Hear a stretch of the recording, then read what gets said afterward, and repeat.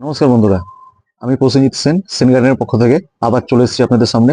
আজকে একটা নতুন নতুন ভিডিও নিয়ে, একটু আলাদা ধরনের ভিডিওটা। যেটা হচ্ছে, বাড়িতে আপনারা গাছ লাগিয়েছেন, ভালো জায়গায় গাছ লাগিয়েছেন, কিন্তু গাছ বাড়ছে না, ফুল ফলও আসছে না। কিন্তু জল ঠিক মতো দিচ্ছেন, খাওয়ার যা দাওয়ার দিচ্ছেন, আলো বাতাসেরও অভাব নেই, তাও কিন্তু এত সমস্যা। আপনারা কিছু বুঝে উঠতে পারছেন না কিভাবে কি করবেন। কোনো কিছুরই কিন্তু অভাব নাই, সবই দিচ্ছেন, কিন্তু তাও দেখা যাচ্ছে গাছ হয়তো বাড়ছে না, ফুল আসছে না, এরকম সমস্যা হয়ে থাকে। তো চিন্তার কোনো কারণ নাই। আজকে যেটা দেখাবো, একবার করে দেখেন। যদি করেন, আমার মনে হয় আপনাদের গাছে কিন্তু ফুল ফল থেকে শুরু করে সব গাছও সুস্থ হবে, ফুল ফলও আসবে। তাতে আমি দেখাবো দুটো জিনিস নিয়ে। একটা হচ্ছে চাল ধোয়া জল, একটা হচ্ছে বাসি ভাত, যেটাকে পান্তা ভাতও বলে। চাল ধোয়া জল, আমরা ভাত রান্না করার আগে চালটাকে ভালো করে ধুয়ে কিন্তু জলটা ফেলে দিই। আজ থেকে সেই জলটা কিন্তু আপনারা ফেলবেন না, একটা পাত্রের মধ্যে রেখে দেন জলটাকে, নিয়ে বিকালবেলা গাছে দেন।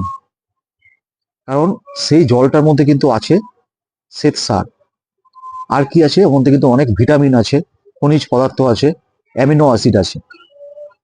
এগুলো কি করে? গাছকে বাড়তে সাহায্য করে, ফুল ফল আসতে সাহায্য করে, ফুল ফল যাতে না ঝরে, এই সব দিক থেকে কিন্তু গাছকে সুস্থ রাখে এই চাল ধোয়া জলটা। আমরা কিন্তু অনেকেই জানি না, আমরা কি করি, চাল ধুয়ে জলটা ফেলে দিই।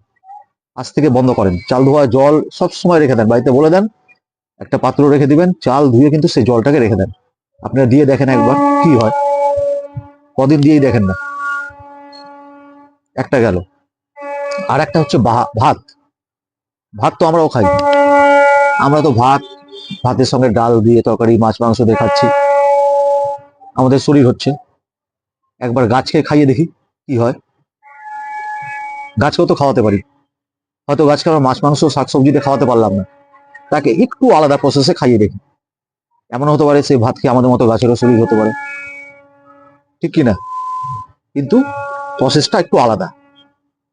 আমরা যেমন ঝরঝরে ভাত খেতে ভালোবাসি, গাছ কিন্তু একটু পান্তা ভাত পছন্দ করে, জল দেওয়া ভাত। রাত্রিবেলা ভাত খাবেন, ভাত বেঁচে গেলে সেটাকে একটা পাত্রে জল দিয়ে রেখে দেন, ভাতটাকে ফেলবেন না। একটু করে দেখাই আমি, তাহলে বুঝতে পারবেন আপনারা। এই যে আমি ভাত নিয়ে নিয়েছি,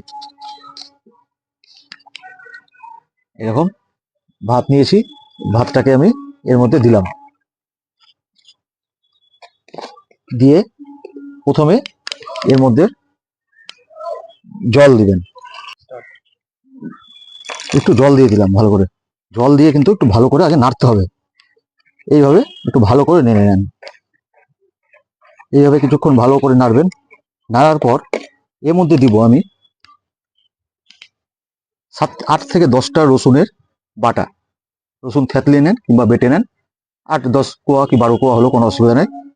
এই রসুনটা আমি এর মধ্যে দিব, দিয়ে আমি আবার একটু ভালো করে নাড়বো। কিন্তু এইভাবে কিছুক্ষণ আমাকে এটাকে নাড়তে হবে। যদি মনে হয় জল আপনারা একটু দিয়ে দেন, দিয়ে ভালো করে নাড়েন। এইভাবে রসুন দেওয়ার পরও কিছুক্ষণ নাড়বেন। নাড়ার পর এর মধ্যে আরেকটা জিনিস দিতে হবে, সেটা হচ্ছে গুড়। ঝোলা গুড় হয়, যেটা লিকুইড গুড়, কিংবা এমনি আখের গুড় থাকলে সেটাকে গুলিয়ে নেবেন, জলে গুলিয়ে অল্প করে 2 চামচের মতো গুড় এর মধ্যে আমি দিয়ে দিব। এই যে রসুনটা দিলাম, এটা কিন্তু কীটনাশকের কাজ করবে, আর এই গুড়টা এই ভাতটাকে ডিকম্পোজ করতে সাহায্য করবে। এইভাবে গুড়টা দিয়ে আমি ভালো করে এটাকে নাড়বো কিছুক্ষণ। এইভাবে নেড়ে, এটা কিন্তু রাত্রিরের বাসি ভাত, রাত্রিরে আগের দিন রাত্রিরে ভাতটাকে নিবেন, টাটকা ভাত নিবেন না, আগের দিন রাত্রিরে বাসি ভাতটাকে রেখে দিবেন, পরের দিন এটাকে করবেন। এইভাবে করে এটাকে কোনো পাত্রের মধ্যে রেখে দেন।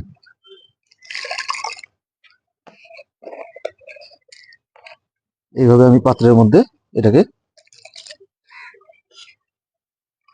রেখে দিলাম, দিয়ে ঢাকনা হলে ঢাকনা দিয়ে ঢেকে দেন, না হলে এটাকে কিন্তু প্লাস্টিক দিয়ে ভালো করে কিছু দিয়ে আটকিয়ে ঠান্ডা জায়গায় 3 থেকে 4 দিন রেখে দিবে।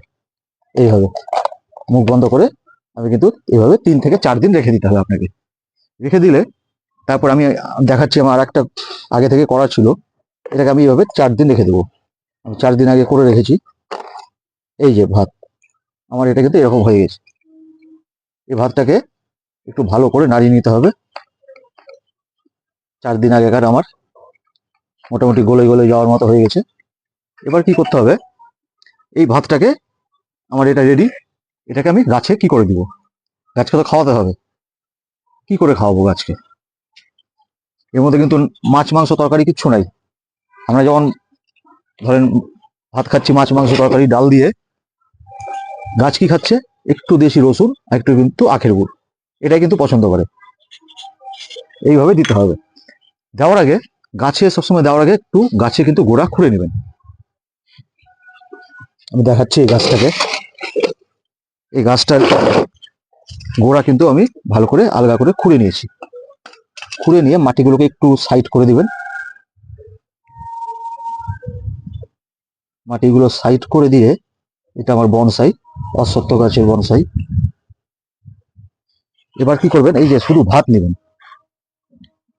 শুধু ভাত নিয়ে এইভাবে টবের মাটির সাইড দিয়ে দিয়ে দেন। জলটা এখন দেওয়ার দরকার নেই, জলটা বলছি পরে। শুধু ভাতগুলোকে ভালো করে এইভাবে সাইড দিয়ে আপনারা দিয়ে দেন।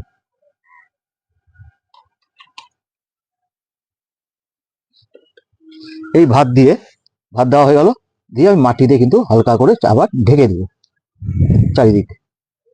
এইভাবে মাটি দিয়ে আমি যে মাটিগুলো খুঁড়ে সাইড করেছিলাম সেই মাটি দিয়ে কিন্তু এটাকে টোটালটাকে আমি ঢেকে দিব। ঢেকে দিয়ে এই যে এর যে জলটা ছিল, ভাতের যে জলটা আছে, সেই জলটাকে আমি উপর দিয়ে আমি এইভাবে দিয়ে দিব।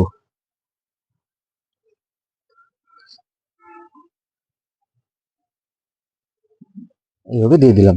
জলটাকে একটু বেশি করে জল দিয়ে দিবেন। দিয়ে এই ভাতটার মাটিতে জলটা এইভাবে দিয়ে দিলাম। দিয়ে এটাকে আমি এইভাবে রেখে দিব। এর মধ্যে কি কি পাচ্ছে? এই যে ভাতটা দিলাম, এর মধ্যে কিন্তু গাছ nitrogen, phosphorus, potash, sodium, manganese সব পাচ্ছে। অনেকগুলো খাবার কিন্তু এর মধ্যে গাছ পেয়ে যাচ্ছে। এটা আপনি মোটামুটি 20 থেকে 25 দিন অন্তর অন্তর কিন্তু দিতে পারেন। খুব ঘন দেওয়ার দরকার নেই, কারণ এটা গাছকে খেতে হবে, তো ও পচবে মাটির সঙ্গে, তারপরে গাছ খাবে। ওই জন্য খুব ঘন দিবেন না, কিংবা মাসে একবার করে এটা কিন্তু দিতে পারেন। এটা দিতে গেলে কিন্তু দেখবেন আপনার গাছের কিন্তু চেহারাই চেঞ্জ হয়ে যাবে, ফুল ঝরা বন্ধ হয়ে যাবে, গাছে সুস্থ থাকবে, গ্রোথ ভালো হবে, গাছ বাড়বে। এই জিনিসগুলো কিন্তু আমরা কিন্তু অনেকেই জানি না। আমরা বাইরের খাবার নিয়ে খুব, বাইরে খাবার নিয়ে আসি, বাজার থেকে খাবার দিচ্ছি, ইচ্ছা করছি, কিন্তু দরকার নেই। এই যে জিনিসগুলো, ঘরোয়া জিনিসগুলো এইভাবে দিলেই কিন্তু হয়ে যায়। ভাত তো আমরাও খাই, গাছকেও খাওয়ালাম, দেখি গাছকে খাইয়ে কেমন হয়। ঠিক হবে, দেখবেন গাছ সুস্থ থাকবে, ফল ফুলে ভরে উঠবে। একটু নতুন জিনিস একবার করেই দেখেন না কি হয়। ঠিক আছে বন্ধুরা, এইভাবে করবেন, তাহলে কিন্তু আপনার গাছ সুন্দর হয়ে উঠবে। আর কিছু করতে হবে না। এই চাল ধোয়া জলটা দেন, আর এই ভাতটা দেন, এইভাবে দিতে থাকেন, করেই দেখেন। ঠিক আছে বন্ধুরা, ভিডিওটা কেমন লাগলো অবশ্যই কিন্তু আমাকে কমেন্ট করে একটু জানাবেন। আপনাদের কমেন্টে কিন্তু অপেক্ষায় থাকলাম আমি। ভালো লাগলেও কমেন্ট করবেন, যদি কোনো কিছু ভুল হয়, বলতে ভুল হয়, কিংবা দেখাতে ভুল হয়, যদি মনে হয় ভুল হচ্ছে, অবশ্যই কমেন্ট করে জানাবেন। কমেন্ট না করলে কিন্তু আমিও জানতে পারবো না যে আমার কি ভুল হচ্ছে, কি বলতে কোনো কিছুতে ভুল হচ্ছে না ঠিক হচ্ছে। একটু অবশ্যই ভালো খারাপ যাই হোক, কমেন্টটা অবশ্যই করবেন, তাহলে কিন্তু আমি জানতে পারবো, আপনাদের সঙ্গে আমার যোগাযোগটা থাকবে। ঠিক আছে, আর একটা লাইক করবেন ভিডিওকে, আর চ্যানেলকে অবশ্যই যারা নতুন দেখছেন একটা সাবস্ক্রাইব করে দেবেন। নমস্কার।